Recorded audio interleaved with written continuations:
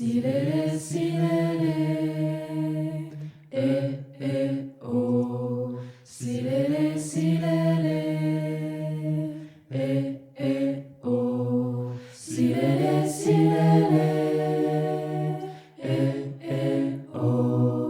Silele, silele, oh. Silele, silele, oh. Silele, silele, oh. Silele, silele, oh. Silele, silele, oh. Silele, silele, oh. Silele, silele, oh. Silele, silele, oh.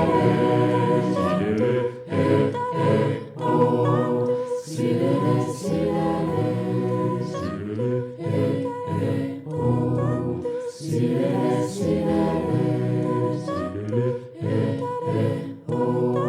Silele, silele, oh. Silele, silele, oh. Silele, silele,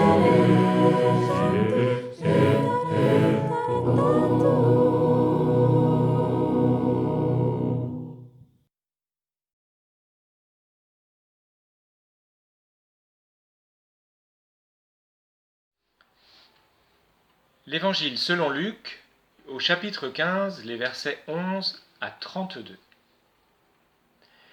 Jésus dit encore, « Un homme avait 2 fils. Le plus jeune dit à son père, « Père, donne-moi la part de notre fortune qui doit me revenir. » Alors le père partagea ses biens entre ses 2 fils. Peu de jours après, le plus jeune fils vendit sa part de la propriété et partit avec son argent pour un pays éloigné. Là, il vécut dans le désordre et gaspilla ainsi tout ce qu'il possédait. Quand il eut tout dépensé, une grande famine survint dans ce pays et il commença à manquer du nécessaire. Il se mit donc au service d'un des habitants du pays, qu'il envoya dans ses champs garder les cochons. Il aurait bien voulu se nourrir des fruits du caroubier que mangeaient les cochons, mais personne ne lui en donnait. Alors, il se mit à réfléchir sur sa situation et se dit « Tous les employés de mon père ont du pain en abondance, tandis que moi, ici, je meurs de faim. Je veux repartir chez mon père et je lui dirai « Père, j'ai péché contre Dieu et contre toi. Je ne suis plus digne que tu m'appelles ton fils. Traite-moi donc comme l'un de tes employés. » Et il repartit chez son père. Tandis qu'il était encore assez loin de la maison, son père le vit et il fut bouleversé. Il courut à sa rencontre, le serra contre lui et l'embrassa longuement. Le fils lui dit alors « Père, j'ai péché contre Dieu et contre toi. Je ne suis plus digne que tu m'appelles ton fils. » Mais le père dit à ses serviteurs « Vite, apportez le plus bel habit et mettez-le lui. Passez-lui une bague au doigt et des chaussures aux pieds. Amenez le veau bien gras et tuez-le. Nous allons faire un festin et nous réjouir, car mon fils que voici était mort et il est revenu à la vie. Il était perdu et je l'ai retrouvé. » Et ils commencèrent à faire la fête. Pendant ce temps-là, le fils aîné de cet homme était au champ. À son retour, quand il approcha de la maison, il entendit un bruit de musique et de danse. Il appela un de ses serviteurs et lui demanda ce qui se passait. Le serviteur lui répondit « Ton frère est revenu, et ton père a fait tuer le veau bien gras parce qu'il a retrouvé son fils en bonne santé. » Le fils aîné se mit alors en colère et refusait d'entrer dans la maison. Son père sortit pour le supplier d'entrer. Mais le fils répondit à son père « Écoute, il y a tant d'années que je te sers, sans avoir jamais désobéi à l'un de tes ordres. Pourtant, tu ne m'as jamais donné même un chevreau pour que je fasse la fête avec mes amis. Mais quand ton fils que voilà revient, lui qui a dépensé entièrement ta fortune avec des prostituées, pour lui tu fais tuer le veau bien gras. » Le père lui dit, « Mon enfant, toi tu es toujours avec moi, et tout ce que je possède est à toi. Mais nous devions faire une fête et nous réjouir, car ton frère que voici était mort, et il est revenu à la vie. Il était perdu, et le voilà retrouvé. »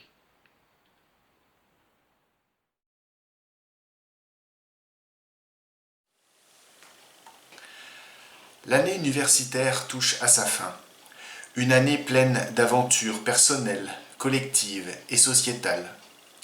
Nous avons chacune et chacun mené un projet d'études, travaillé ou hésité, raté ou réussi, vécu des satisfactions ou aussi des déceptions. Quoi qu'il en soit, des questions se sont posées. Et c'est pourquoi nous aspirons maintenant à un temps de fête, de repos, de retrouvailles avec nos proches. Sur le plan communautaire, nous avons pu vivre des expériences heureuses ou éprouvantes, vécu des rencontres, mais aussi des disputes, réalisé des projets, ou parfois pédaler dans le vide. La rencontre de l'autre a suscité des remises en question, mais nous a aussi nourris et transformés. Et maintenant, nous avons besoin de penser à autre chose, de retrouver celles et ceux qui nous sont chers.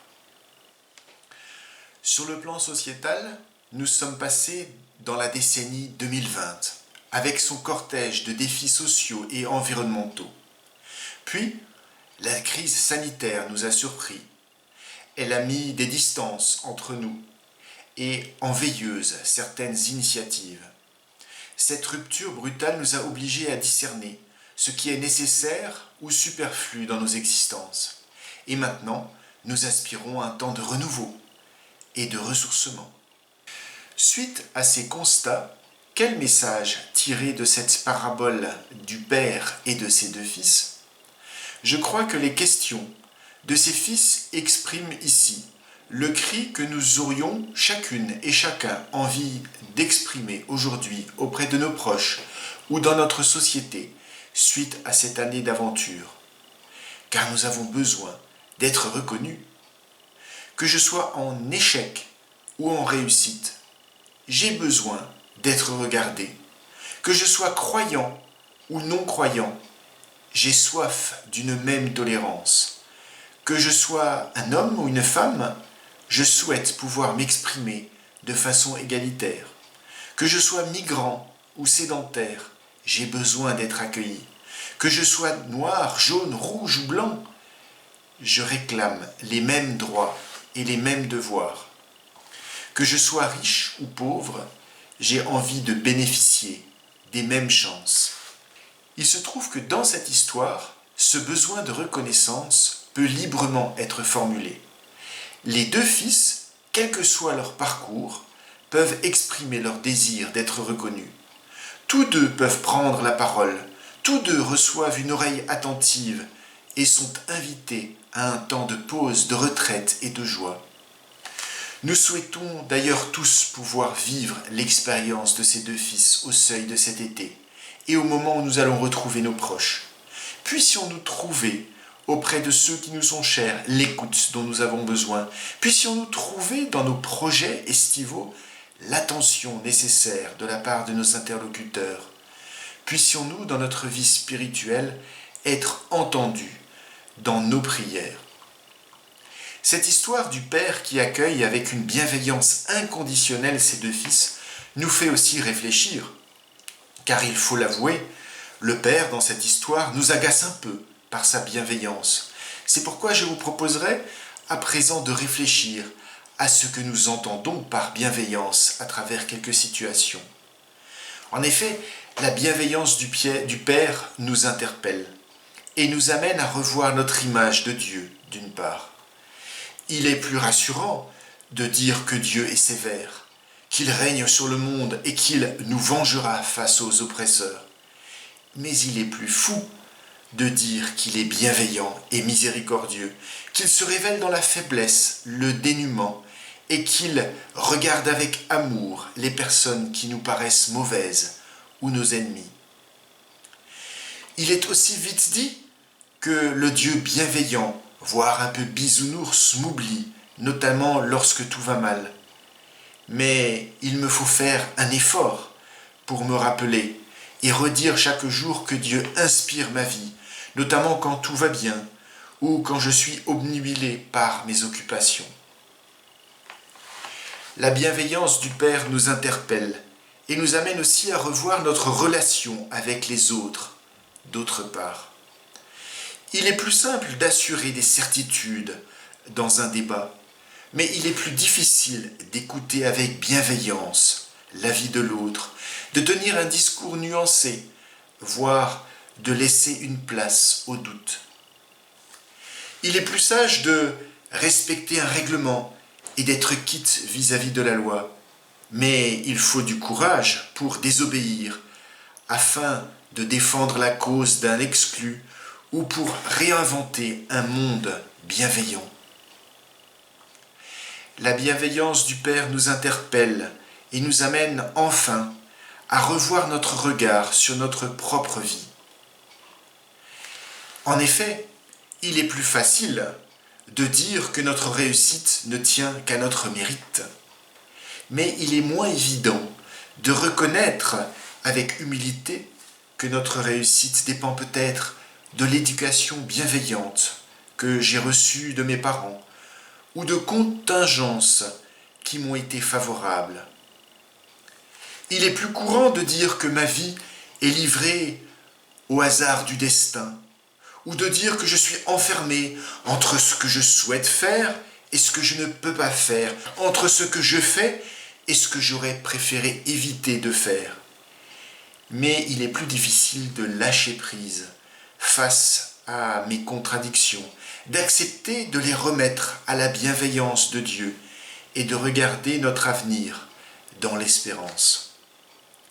Ainsi, la bienveillance du Père dans cette parabole a, je crois, de quoi nous encourager lorsque nous crions notre besoin d'être reconnus suite à cette année d'aventure.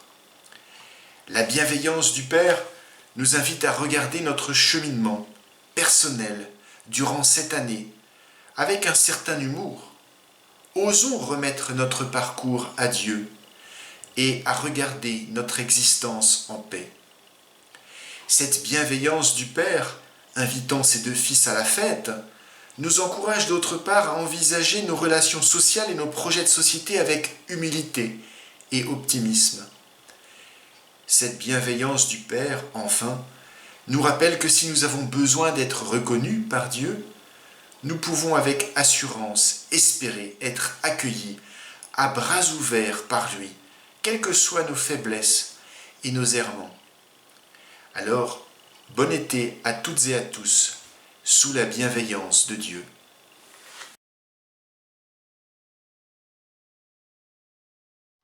Alors Sandra, on voulait vous enregistrer un petit message pour vous dire merci avec les étudiants.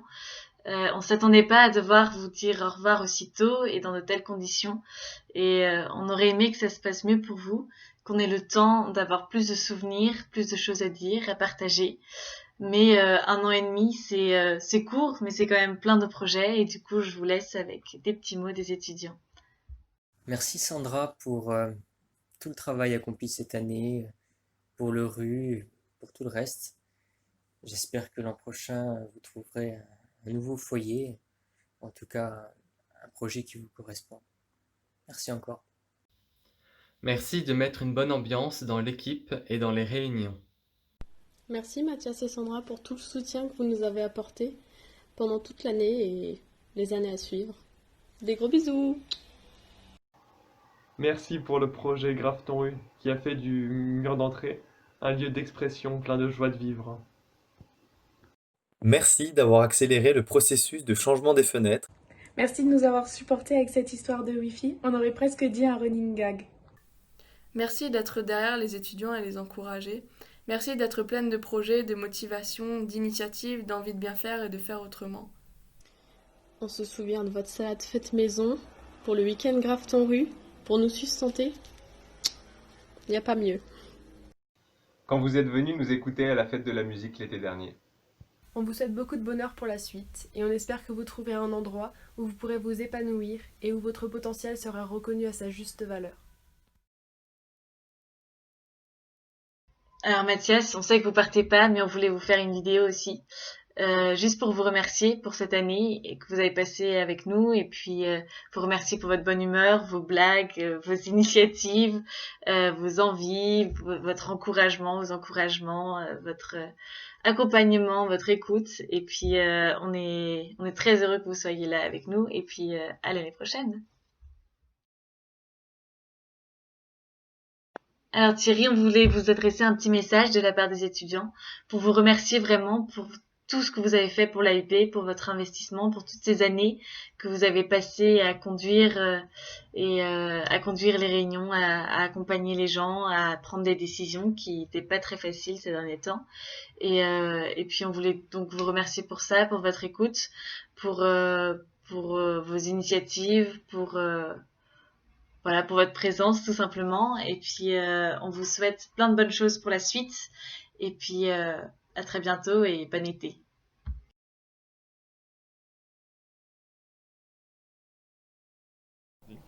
Merci.